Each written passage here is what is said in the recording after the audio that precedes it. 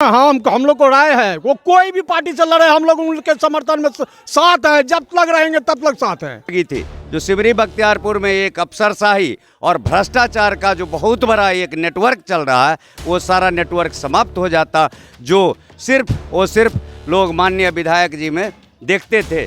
अगर विधायक जी को पुनः मौका दिया गया और विधायक जी जीत करके आएंगे तो सिमरी बख्तियारपुर जो 30 वर्षों से गुलामी की जंजीर में जकड़ा हुआ है और अफसरशाही का बोलबाला है, आप एक प्रमाण पत्र बनवाने जाए आपसे पैसा लेगा, पुलिस प्रशासन में आप कोई रपट लिखवाने जाए आपसे बिना पैसा का कोई बात नहीं करेगा। दिन विधायक रहे, बख्तियारपुर में भ्रष्टाचार पर बहुत लगाम लगा और दिन रात इन्होंने एक जनता की तरह, एक वर्कर की तरह काम किए क्षेत्र में। विधायक इनको विधायक का घमंड नहीं था, ये साधारण वर्कर समझ करके दिन रात क्षेत्र में रहने का काम किया, चाहे कोरोना हो बाढ़ हो, दिन रात एक कर दिए इन्होंने। जो इससे पहले जितना विधायक हुए हैं, एक बार मेरे मैसी गांव नहीं गए। मैं मैसी का रहने वाला हूं, मेरा नाम है दुर्गाकांत शाह। उस पंचायत में कभी कोई विधायक जब प्रचार करने के लिए जाते थे उसके बाद जीत के कभी नहीं लौट के गए।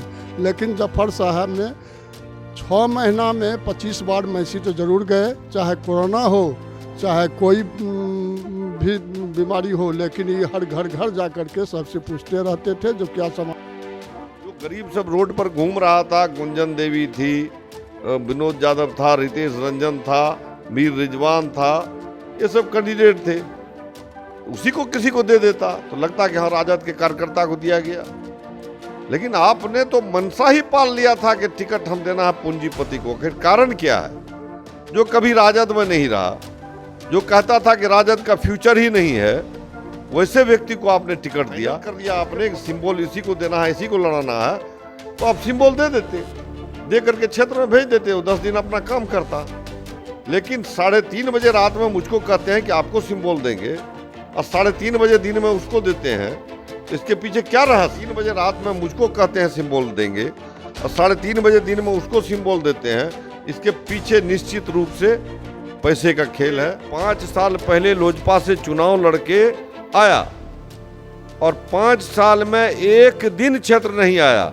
सिर्फ अपने पिता के पार्लियामेंट के इलेक्शन में, लोकसभा के इलेक्शन में आया, उसके बाद फिर गया तो गया ही रहा। अभी कोरोना हो गया, बाढ़ हो गया, कोई नहीं आया। उनके पिता आए नहीं ये आए। क्या भाई? तो कोरोना है, खतरा है। और अब जो इलेक्शन लड़ने आए, कोरोना खत्म हो गया क्या? मैं हूं आकिब जावेद और आप देख रहे हैं द बॉस न्यूज़। अभी मैं राजद विधायक जफर आलम जी के आवास पर मौजूद हूं और यहां पर एक आज मीटिंग रखी गई थी विधायक जी के द्वारा कि आज क्या निर्णय लिया जाए पार्टी को लेकर के, कि पार्टी से इस्तीफा दिया जाए या फिर पार्टी के दूसरे पार्टी से लड़ा जाए या निर्दलीय लड़ा जाए। जनता की राय पूछना चाह रहे थे। उसके लिए जो है इन्होंने एक मीटिंग रखी थी और मीटिंग में क्या निर्णय लिया गया, आइए विधायक जी से बात करते हैं। सर, आज की मीटिंग में क्या सब निर्णय लिया गया? आज मीटिंग नहीं थी। मैं जब पटना में था टिकट के दौर में, तो लोग यहाँ बहुत टेंशन में जी रहे थे कि अगर आपको टिकट नहीं देता है तो आप आ जाइए, वहाँ क्या करते हैं। हम लोग निर्दलीय से आपको वोट देके जिताने का काम करेंगे, क्योंकि वहाँ के टिकट से कोई एमएलए नहीं बनता है, हमारे टिकट। उसकी मेन वजह यह है कि लालू यादव जब से जेल में है तो तेजस्वी यादव अपना सिक्का चलाते हैं और उसको कार्यकर्ता से कोई मतलब नहीं है, वफादार है उससे कोई मतलब नहीं है। जो गद्दार है उसको तरजीह मिल रहा है, जो वफादार है उसको नेगलेक्ट किया जाता है। लालू यादव से लोग जो जुड़ा हुआ है उसको ये दरकिनार करना चाह रहा है। जो इसकी मंशा है, मुझे ये कन्फर्म रिपोर्ट है कि चुनाव के बाद ये बीजेपी से तालमेल करके सरकार बनाएंगे और जदयू कांग्रेस मिलकर सरकार बनाएगी। ये कन्फर्म है। आपने देखा होगा कि शेरघाटी से मुस्लिम कैंडिडेट चुनाव लड़ा करता था, वहाँ से आरएसएस की एक महिला को टिकट दिया गया है। जो आरएसएस कैडर का लोग है वो कभी अपना वसूल से अलग नहीं हटता है, तो फिर ऐसे आदमी को कई टिकट दिया गया है। तो इससे ऐसे आदमी को टिकट देने के पीछे क्या रहस्य है? तो बीजेपी के इशारे पर ये टिकट भी बंटवारा कर रहे हैं।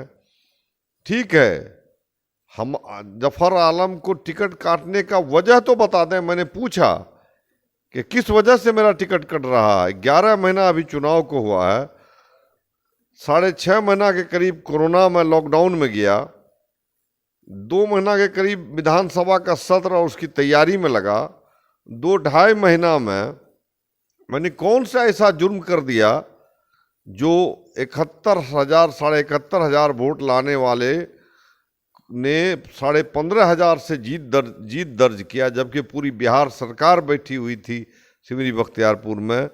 15 मंत्री, 17 विधायक, 3 MP, उप मुख्यमंत्री का रोड शो, मुख्यमंत्री का चर्चा प्रोग्राम, तब 15,500 से जीत दर्ज किया। तो क्या कारण है कि मेरा टिकट काट दिया? मैंने कारण पूछा, कोई वजह नहीं है। कोई उनका जांच टीम यहाँ आया ही नहीं। और मैं दावे के साथ कहता हूँ, मैंने तेजस्वी यादव को भी कहा कि आप 3 दिन सिंबल रोकिए और जांच टीम भेजिए। छोड़िए मुसलमान और यादव के गांव में, कुर्मी के गांव में, कोयरी के गांव में, ब्राह्मण के गांव में, राजपूत के गांव में, पासवान के गांव में, तांती समाज के गांव में आप भेज करके सर्वे करा लीजिए। अगर मेरा विरोध होगा, मल्लाह के गांव में मेरा विरोध होगा, तो मैं लिख के देता हूं मुझे टिकट नहीं चाहिए। पार्टी को अगर जीत के दिलाने की बात है और मेरा रेपुटेशन खराब है, हमारा फीडबैक खराब है, तो मुझे नहीं चाहिए टिकट। लेकिन वो तो एडमेंट थे। और ठीक है, किसी को ज्वाइन कराया आपने तो 8-10 दिन तक उसको क्यों लटका रहे थे पेंडुलम में? इसका मतलब है कि डील नहीं हुई थी, डील होने में दिक्कत थी। चूंकि रात में 3:30 बजे मुझको कहा, जब मैंने कहा कि भाई हमको दे दे सिंबल, हम क्यों परेशान हमको कर रहे हैं, हम परेशान हो रहे हैं, तो नहीं दे देंगे, अभी तो आपका 3rd चरण में है। और हमने कहा तो क्षेत्र में जाएंगे, क्षेत्र में घूम लेंगे उतना दिन में। तो उन्होंने कहा कि दे देंगे, आज लेट हो गया है, कल आइए, कल 11 बजे आइए, हम दे देंगे।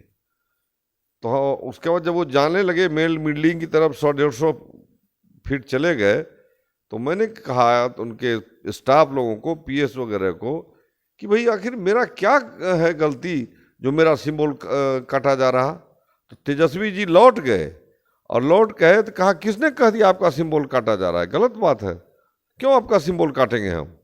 ये 3:30 बजे रात में कहते हैं और 3:30 बजे दिन में 12 घंटे में उनका स्टैंड बदल जाता है। यानी कि आश्वासन दे करके और उसके बाद रिटर्न आपसे बिल्कुल मुझसे उन्होंने सर्टिफाइड वोटर कॉपी का सर्टिफाइड कॉपी ले लिया, फॉर्म 26 ले लिया। उन्होंने कहा भोला जी को दे दीजिए, दे दिया। और जब मैं यही होता है सिंबल देने में, और मैंने कहा 3:30 बजे दिन में, रात में कहते हैं कि आपको देंगे सिंबल। कौन कह दिया आपको सिंबल आपका काट रहे हैं? गलत बात है। तो उसके बाद 3:30 बजे दिन में उनका स्टैंड बदल गया।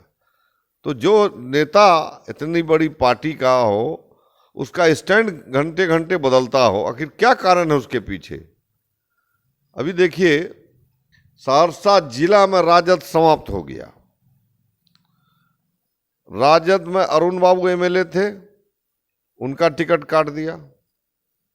मैं MLA था, मेरा टिकट काट दिया।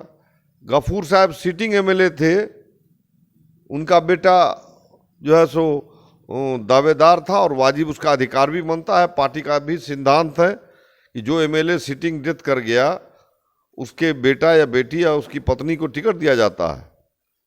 उसी तरह से अभी पिछले दिनों में मुंद्रिका बाबू का बेटा मर गया, मुंद्रिका बाबू, रघुवंश बाबू के साथ भी हुआ, ऐसा ही हुआ। मुंद्रिका बाबू डेथ कर गए, उनके बेटा को टिकट दिया, वो MLA है। रघुवंश बाबू के साथ हुआ। रघुवंश बाबू जैसे वफादार है, मैंने कहा ना कि लालू यादव की टीम को ये सफाया कर रहे हैं। रघुवंश बाबू जैसे वफादार आदमी, फॉरवर्ड कास्ट का होने के बावजूद, जो राजद के लिए प्रति उनकी वफादारी थी, उनका डिवोशन था, वो किसी लीडर में नहीं है। रघुवंश बाबू को अंतिम समय में जलील किया गया, उनका टिकट ये उनको क्या नाम है इस्तीफा देना पड़ा और बेचारे उस सदमा में चले गए।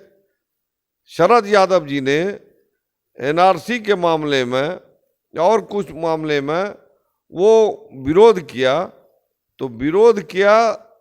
तो जनाब उनको सदस्यता गंवानी पड़ी, और सदस्यता गंवा करके राजद में आए, राजद से चुनाव भी लड़े, और उसके बाद जो अभी राज्यसभा का सीट हुआ, उस राज्यसभा के सीट में आदरणीय शरद यादव जी को नहीं दिया गया, न कोई उनको दिया गया, न शहाबुद्दीन साहब की पत्नी को दिया गया, जिस शहाबुद्दीन साहब के चलते ये 5 साल राज में रहे।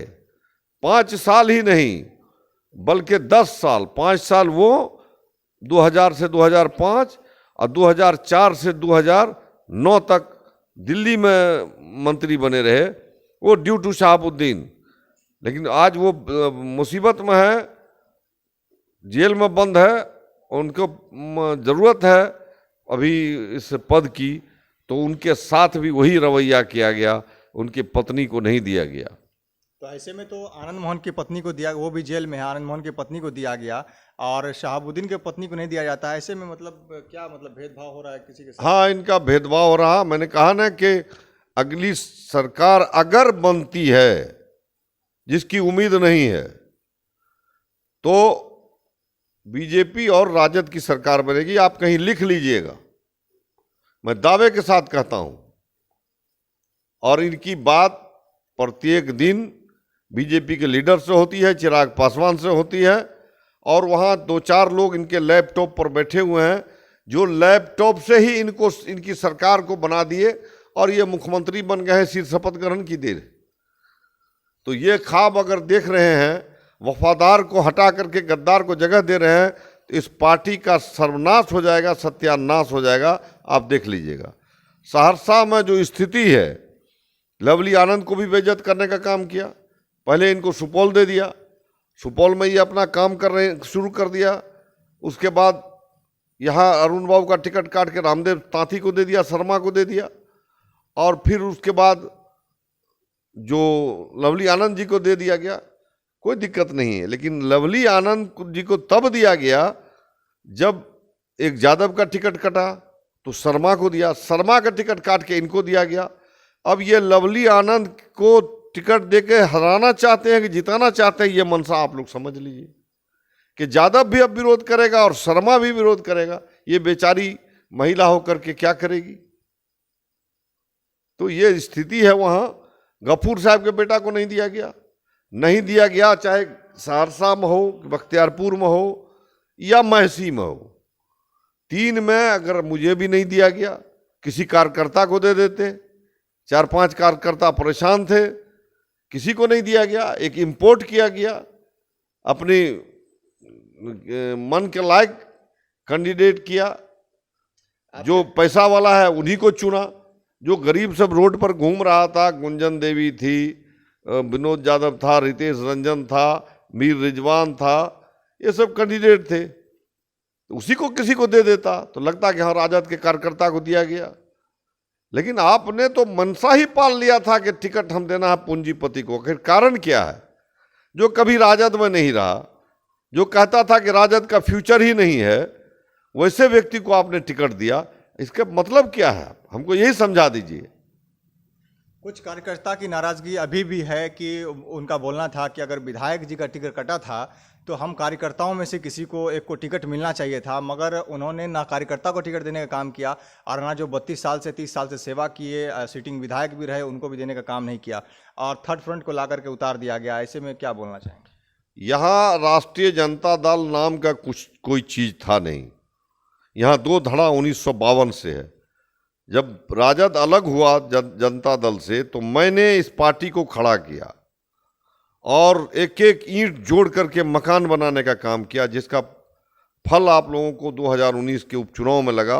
जो राजद का विधायक पहली बार, ये 25 साल की राजनीति में, 30 साल की राजनीति में जो राजद की राजनीति है, उसमें पहली बार कोई राजद का विधायक बना, और 11 महीना के बाद ही उसका टिकट काट दिया जाता है। उसके पीछे एक बड़ा रहस्य है, और उसमें सौदा हुआ है, ये तो डेफिनेटली है। वरना जिस दिन ये ज्वाइन किया था, उसको 10 दिन तक लटका के क्यों रखा? क्यों नहीं सिंबल दिया जा रहा था? जब फाइनल कर दिया आपने कि सिंबल इसी को देना है, इसी को लड़ाना है, तो आप सिंबल दे देते, दे करके क्षेत्र में भेज देते, वो 10 दिन अपना काम करता। लेकिन 3:30 बजे रात में मुझको कहते हैं कि आपको सिंबल देंगे, और 3:30 बजे दिन में उसको देते हैं, तो इसके पीछे क्या रहस्य है? सिमरी बख्तियारपुर विधानसभा में कुछ ऐसी अफवाहें भी फैली थी कि जफर आलम का जो विधायक जी का टिकट काट करके और यूसुफ सलाउद्दीन को टिकट दिया गया है, इसमें कुछ पैसों की डिमांड हुई थी, जो पैसा को लेकर के ऐसा काम किया गया है। क्या आपको ऐसा सही में लगता है क्या? मुझे भी यही सूचना है, और सिंबल देने में जो विलंब हुआ, मुझे भी लगता है कि ये कारण है। 3:30 बजे रात में मुझको कहते हैं सिंबल देंगे, और 3:30 बजे दिन में उसको सिंबल देते हैं। इसके पीछे निश्चित रूप से पैसे का खेल है। बख्तियारपुर से भी पैसा मंगाया गया था, कई लोगों से पैसा मंगाया गया था, और पैसा दे करके टिकट लिया गया। जो आदमी पैसा दे करके टिकट लेगा, वो आदमी क्षेत्र का विकास क्या करेगा? एक करोड़ लगाता है तो 5 करोड़ पाना चाहता है। इन्होंने सुना 3 करोड़ लगाया तो 30 करोड़ चाहेंगे, तो उससे क्या जनता का भला होगा, क्षेत्र का क्या काम होगा? अभी तक तो कुछ किए नहीं हैं, और अब ये क्या करेंगे? तो अब ऐसे में जब विधायक जफर आलम का टिकट कट चुका है, तो अब विधायक जी क्या करने वाले हैं आगे? जनता, मैंने पहले भी कहा, और तेजस्वी यादव ने भी मुझसे कहा कि नहीं, हम आपको आगे जो है सो लड़ाएंगे चुनाव। हमने कहा कि अब 5 साल के बाद ही न, तो हमारी तो उम्र हो चुकी है, इसकी उम्र बाकी है, इसी को 5 साल बाद लगा दीजिएगा। ये आश्वासन पर हम क्या रहेंगे? आपके पिताजी भी हमारा देश छू के कसम खाए थे कि हम आपको MLC बना देंगे। 15 साल बीत गया, MLC का दर्शन भी नहीं हुआ। तो इसलिए मैंने तो ये राजद के लिए MLC का पद छोड़ दिया जदयू में। मैंने विधायक बनने के बाद मुझे जदयू का खुला ऑफर हुआ, बड़े बड़े लीडर ने मुझको ऑफर किया। अगर मैं चला गया होता तो मैं दोबारा विधायक जदयू से हो जाता, लेकिन मैंने जनता के साथ और पार्टी के साथ, दोनों के साथ विश्वासघात नहीं करना चाहा, क्योंकि मेरे ब्लड में ही नहीं है विश्वासघात, मेरे ब्लड में नहीं है गद्दारी करना। लेकिन राजद में अब जो नेतृत्व है वो गद्दारों के लिए है, गद्दार की पार्टी हो गई है, वफादार की नहीं हुई है। जो पार्टी तोड़ता है, जो गाली देता है, उसी का सम्मान है वहां। जो विधानसभा में गाली दिया तेजस्वी यादव को, उसको क्या नाम है, विधायक का टिकट दोबारा मिल गया। तो हम लोग तो वो नेचर के हैं नहीं जो हम गाली देंगे। ठीक है, आप नहीं दिया, जिसने विरोध किया, शक्ति यादव का पार्टी की तरफ से विरोध हुआ, कार्यकर्ता ने विरोध किया, शक्ति यादव का फाइनल हो गया था वहां जाना जदयू में, उसको भी टिकट दिया, क्योंकि वो यादव है। रघुवंश यादव के खिलाफ फीडबैक है, रघुवंश यादव का सीट बदल दिया, उसको टिकट दिया। चंद्रशेखर के खिलाफ पूरा कार्यकर्ता है, उसको टिकट दिया। इसी तरह से भोला यादव के खिलाफ है कार्यकर्ता, भोला यादव को सीट बदल दिया। लेकिन हम चूंकि मुसलमान थे, इसलिए मुझे काटने के लिए उसने एक षड्यंत्र रचा और उसमें व्यापार किया। अब इनके यहाँ वफादार नहीं, गद्दार चाहिए, व्यापार चाहिए, ऐसे लोगों की कदर है इनके यहाँ। तो इनका बंटाधार होगा। मैं अल्लाह से मैंने फरियाद लगाया है कि जिसने मुझको बर्बाद किया, पिछले चुनाव में मुझको मदद भी नहीं किया, आर्थिक मदद भी नहीं किया, और चुनाव में अपने बल पर लड़ा हूं, और 1 साल भी नहीं हुआ कि मेरा टिकट काट दिया गया।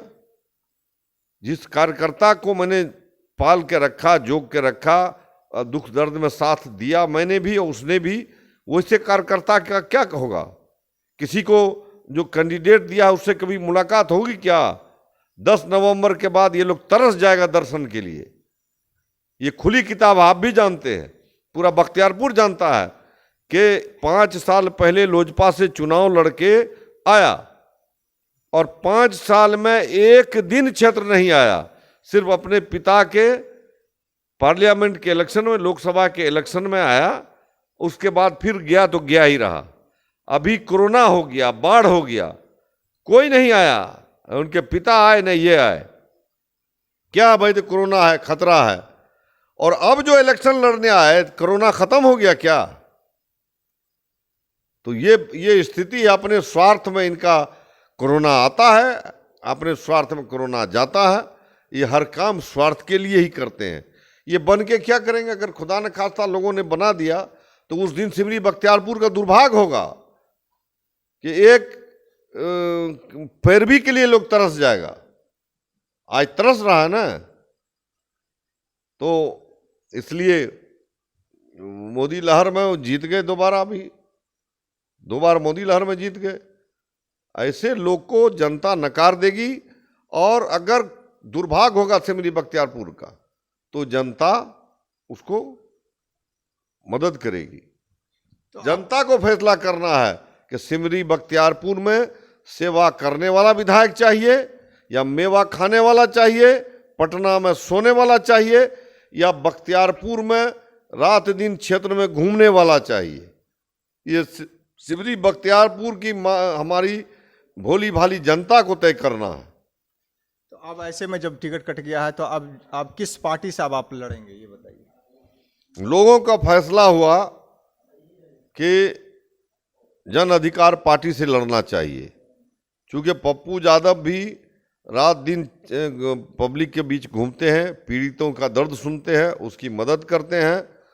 और मेरा भी नेचर है कि प्रत्येक दिन आपने देखा होगा इस 11 महीने में जब मैं रहता था अपने आवास पर, तो 7 बजे से लेकर के 12 बजे दिन तक उनसे मिल करके, उनका सुन करके उनकी समस्या का समाधान करता था। न कि सिर्फ सुनता था, उसी समय समाधान करता था। और उसके बाद स्नान नहा धो करके खाना खा करके जाता था, तो 11:30 बजे रात में लौटता था। प्रत्येक दिन का मेरा ये वसूल था।